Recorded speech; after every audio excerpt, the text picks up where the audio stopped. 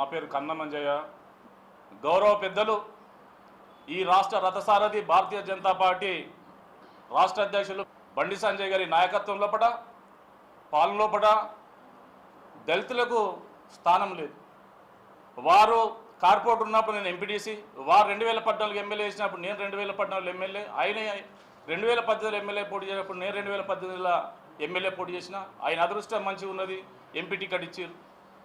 మరి మాకు కనీసం పార్టీల పదవులు ఇవ్వని దౌర్భాగ్యం వల్ల బండి సంజయ్ గారు ఒక బీసీ నాయకుడు రాష్ట్ర అధ్యక్షుడు అయిందంటే మేము సంతోషపడ్డాము. యువ నాయకుడు మా జిల్లాకి వెళ్ళి అవుతాడన్న రోజు ఎన్నో ఆశలు పెట్టుకొని ఉంటే ఈ 3 సంవత్సరాలు ఆయన ఒక రాష్ట్ర అధ్యక్షుని పాలనలో రాష్ట్ర అధ్యక్షుడు చేసిన తరుణ లోపల దళితులకు ఒక నాకే కాకుండా ఆవత్ తెలంగాణలో ఉన్న దళితులకు ఎవరికి పదవులు ఇవ్వకుండా ఆయన క్యాబినెట్లో ఒక మహిళ డాక్టర్ బంగారు లక్ష్మణ్ గారు బిడ్డ శృతి అనేట ఆమె మహిళా కోట్ల జనరల్ సెక్రటరీ ఇచ్చాడు తప్ప ఎవరికి దళితులకు ఆయన పదవులు ఇవ్వలేదు. మరి మేము దేనికి ఎలిజిబిలిటీ కాదని మాకు ఈ జిల్లా రాష్ట్ర అధ్యక్షుడు గారు మరి మాకు కేబినెట్లో మాకు పార్టీ పదవులు ఇవ్వలేకపోతుండు. నేనే కాదు అనేకమైన మంది అలా కార్యకర్తలు, సీనియర్ కార్యకర్తలు పార్టీలను నమ్ముకొని పార్టీ సిద్ధాంతాన్ని నమ్ముకొని ఈ ధర్మం కోసం దేశం కోసం అనేకమైన త్యాగాలు చేసుకుంటూ ఆర్థికంగా నష్టపోయి పిల్లలకు ఇచ్చే ట్యూటోరియల్ పైసలను తీసుకుపోయి పార్టీకి ఖర్చు పెట్టి 30 సంవత్సరాలకి వెళ్ళి పార్టీలో సేవలు చేస్తే కనీసం పార్టీల బాధ్యతలు ఇవ్వని దౌర్భాగ్య పరిస్థితులు ఇవ్వాల బండి సంజయ్ గారు దళితులను అది చేస్తూ మేము సత్యదాకా ఇదే కండ వేసుకొని ఉంటాం. కానీ సిద్ధాంతాన్ని నమ్ముకొని బతికిన మమ్మలను కదా అని వాళ్ళదంతా వీళ్ళదంతా వీడు కొడితే వాడు కొట్టిడు ఎక్కడికి వెళ్ళి వచ్చిన వాళ్ళకు వసతి వాళ్ళకి వారికి బాధ్యతలు అప్పచెప్పి మొన్న వచ్చిన వాళ్ళకు రాష్ట్రము దేశంలో పట్ల పదవులు ఇచ్చి మా సీనియర్లు ఎవరైతున్నారో మా అందరినీ ఇలా పక్కదారి పట్టిస్తున్న రాష్ట్ర అధ్యక్షునికి సవాలుగా నేను ఏం చెప్తున్నంటే మరి మీరు ఏదైతున్నారో నేను ఇలా ప్రెస్ మీట్ పెట్టడానికి కారణం, నేను బజార్ ఎక్కడానికి కారణం, మరి నేను పార్టీ సీనియర్ 30 సంవత్సరాల సీనియర్ని కాబట్టి ఈ పార్టీని ఏ రకంగా బదనాం చేయొద్దనే ఉద్దేశంతో రిటర్న్ అధిష్టానానికి నేను కాంప్లైంట్ చేసిన. ఓవరాల్గా 4 సార్లు రాష్ట్ర అధ్యక్షుడిని అడిగిన, ఏదైతే మా కోర్ కమిటీలో చెప్పిన మరి దళితులకు ఎక్కడ మరి పార్టీ బాధ్యతలు అప్పచెప్తలేరు. మరి ప్రోటోకాల్ ప్రకారం మేము కాన్స్టిట్యూన్సీలో పోతే కనీసం కింద కూర్చునే పరిస్థితి ఏర్పడుతుంది. మరి ఇంత దౌర్భాగ్యమైన పరిస్థితి మేము ఏం చేసినాం? మా తప్పేమని ఉంటే ఈ కారణచేత మీకు పదవులు ఇస్తలేమని చెప్పాలి. మేము 30 సంవత్సరాలకు వెళ్ళి నువ్వు ఒక బీసీ రాష్ట్ర అధ్యక్షుడు అయినాక దళితులకు పదవులు ఇవ్వని కారణం భారతీయ జనతా పార్టీ బహుజనులందరినీ ఏకం చేయండి, రాజ్యాధికారం ఆళ్ళ చేతుల నుండి నడిపియాలని ఒక మంచి సంకల్పంతో పార్టీ ఉంటే ఒక బీసీ నాయకునిగా నువ్వు ఉండి ఎస్సీలను దళితులను పదవులు ఇవ్వకుండా నువ్వు ఏం చేస్తావు? 22% దళితులు ఉన్నారు, 22% దళితుల ఓట్లు ఇవాళ అవసరం లేదా? మేము ఇవాళ గ్రామీణ ప్రాంతాల్లో పోతే మీకు పదవులే లేవు, మీకు ఎట్లా ఓట్లు ఇస్తామని అడుగుతారు. భారతీయ జనతా పార్టీలో మీ స్థానం ఏందని అడుగుతారు. నువ్వు ఎవరి కొమ్ము కాస్తున్నావు? నువ్వు పెట్టుబడిదారుల కొమ్ము కాస్తున్నావు, ఎన్ఆర్ఐల కొమ్ము కాస్తున్నావు, ఇండస్ట్రియల్ కార్పొరేటర్ల కొమ్ము కాస్తున్నావు.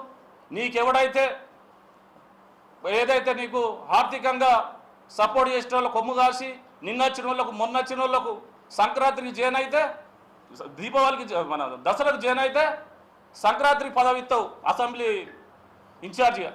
మొన్న దసరాకు జైన్ అవుతాడు, సంక్రాంతికి అసెంబ్లీ ప్రధానిగా ఇన్ఛార్జ్ ఇస్తాడు. మేము 30 సంవత్సరాలకి పనిచేస్తే మేము దేనికి ఎక్కేరాం?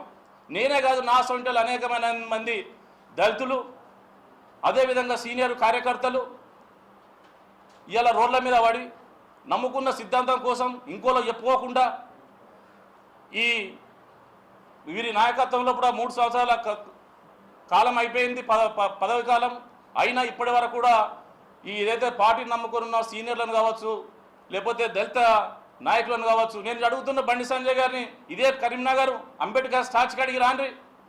ఈ కరీంనగర్ ఉమ్మడి జిల్లాలో ఎక్కడికోవాల్సిన అవసరం లేదు. కరీంనగర్ ఉమ్మడి జిల్లాలో ఏ దళితుడికి నువ్వు పదవి ఇచ్చినామో నీ ఎంబడి ఉన్న ఎన్ని సంవత్సరాలకు వెళ్ళి ఉన్న కార్యకర్తలు నీ ఎంబడి తిరుగుతారో అయ్యాల. ఒకసారి మనమే ఇద్దరు కూర్చొని మాట్లాడుకుందాం. మేము కళ్ళ కనబడతలేమా? మే భారతీయ జనతా పార్టీలో ఎక్కడికి వెళ్ళి ₹1 రాదు.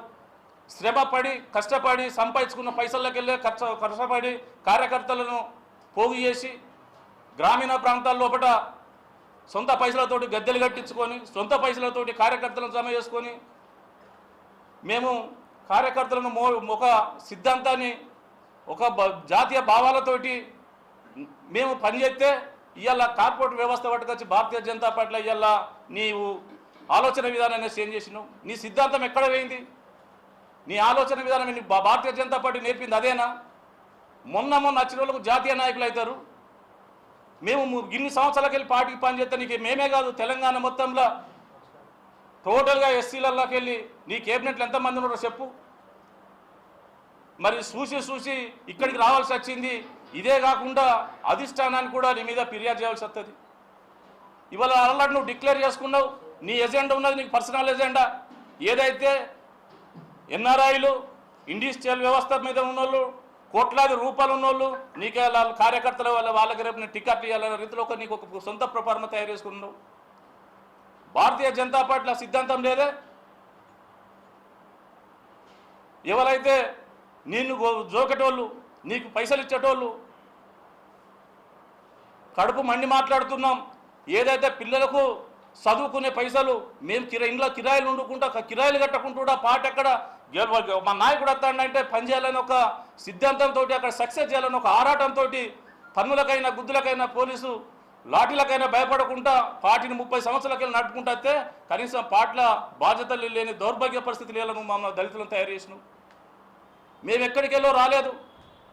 మేము మా సిద్ధాంతాన్ని నమ్ముకొని త్యాగాలకు వెళ్ళి నా సొంత ఊరు వడకాపూర్ సెంట్రల్ కమిటీ మెంబర్లు ఇయ్యాల కూడా నక్సలైట్లు ఇవ్వాలా మా ఊళ్ళే సెంట్రల్ కమిటీ మెంబర్ ఇవ్వాలి ఒక సెంట్రల్ కమిటీ మెంబర్ చనిపోయింది. అటువంటి ఊళ్ళో 20 సంవత్సరాల వయసులో కాషాయం జెండా ఎగిరేసి అక్కడ ఎంపీటీసీగా నేను గెలిచిన. అప్పుడు నువ్వు ఎంపీటీసీగా నువ్వు పోటీ అయితే చంపుతానన్నారు. పోటీ చేసి గెలిచినా కూడా చంపుతావు నువ్వు ఇక్కడ ఉంటానన్నారు. నువ్వు రాజీనామా అయిపోతాను. అటువంటి సందర్భంలో కూడా మీ సిద్ధాంతం మీది, నా సిద్ధాంతం నాది. భారతీయ జనతా పార్టీ కాషాయం జెండా పట్టుకొని కరీంనగర్కి ఎంపీటీసీగా నేను వచ్చి అనేక బాధ్యతలు తీసుకొని పనిచేసి త్యాగాలు చేసిన మేము ఇవాళ నీకు కళ్ళకు కనబడుతుంది. నువ్వే కదా నీకు బాధ్యత లేని రోజు రాష్ట్ర పార్టీ ఆఫీసులో పోయి ధర్నా చేసి రాష్ట్ర ఆఫీసు తలుపుల వల్ల కొట్టిన బండి సంజయ్ గారు ఇవాళ నువ్వు ఆ రాష్ట్రానికి అధ్యక్షుని ఆ ఆఫీస్కి అధ్యక్షునివి. మరి మేము పోయి పార్టీ ఆఫీసునే పల్లగొట్టే సంస్కృతి తెప్పించే బాధ్యత నువ్వే తొవ్వలు చూపెట్టినావు. ఇలా మేము ప్రెస్ మీట్ పెట్టడానికి రోడ్డుకి ఎక్కడానికి కారణం నువ్వు కాదా? నీకు పదవి రాకపోతే ఓజీవో మాకు పదవులు లేకపోయి అడిగితే మేము కారణం చెప్పు. మేము దీనికి మీరు ఎలిజిబిలిటీ కాదు. మండల కాడికి వెళ్తే జిల్లా రాష్ట్ర స్థాయిలో కేంద్ర స్థాయిలో మేము ఏ స్థాయిలో కూడా పనికి రాలేకపోయినామా? గిన్ని పదవులు చేసిన మాకు ఇలా నీ కేబినెట్లో మేము దళితులమైనటోళ్ళం. నేనే కాదు అనేక మంది పేర్లతో చెప్పండి చెప్తా. నేను సవాల్ విసురుతున్నా. నువ్వు ఏ దళితునికైతే బాధ్యత ఇచ్చినో ఇదే కరీంనగర్ నడిఒడ్డు మీద ఏదైతే అంబేద్కర్ స్టాచ్యూ కాడికి మీరు వస్తారా? మీ నుండి ఎవరన్నా దోల్తారా? నేనే వస్తా. ఏ దళితులకు ఎంతమంది దళితులకు నువ్వు ఇలా బాధ్యత పార్టీ బాధ్యతలు అప్పచెప్పి పని చేపిస్తున్నావు అని అడుగుతా. ఎంతమంది సీనియర్లను నువ్వు ఇలా నీ ఎంబడి ఉంచుకున్నావు అని అడుగుతా. కరీంనగర్లో నీ ఎంబడి తిరిగి ఎవరైతున్నారో ఎంబడి పడి తిరిగేటోళ్ళు ఒక 10 సంవత్సరాలు ఒక 5 సంవత్సరాలకి వెళ్ళి సీనియర్లను ఒక్కసారి చూపెట్టు. కాంగ్రెస్లో పనిచేసి అటు టీఆర్ఎస్లో పనిచేసి అటు పనికిరాక ఇటు పనికిరాక ఎటు పోవాలని అర్థం కాక మా దళిత తెలంగాణ కుబేరుడు గౌరవ పెద్దలు మాజీ ఎంపీ వివేక్ గారు వారు ఏదైతే ఉన్నదో కార్పొరేట్ వ్యవస్థను నడిపిస్తుండు. ఆయన ఏదైతే పెట్టుబడులు ఉన్నాయో ఆయన ఎంబడి ఎన్ఆర్ఐలు ఆయన నచ్చినోడు నాయకుడు. నా ధర్మపురి కాన్స్టిట్యున్సీలో నేను 30 సంవత్సరాలకి వెళ్ళి పార్టీలో పనిచేసి 15 సంవత్సరాలు ఒక్కటే కాన్స్టిట్యున్సీలో పనిచేస్తే మేము కట్టిన గద్దెల మీద కలర్ వేసి జెండాలు ఎగిరేస్తాడు. మేము పెట్టే కార్యకర్తలను తీసేసి ఆయనకు ఒక ఎజెండా పెట్టుకుంటాడు. ఆయన ఎంబడి వచ్చిన కార్యకర్తకు పదవులు ఇప్పిస్తాడు.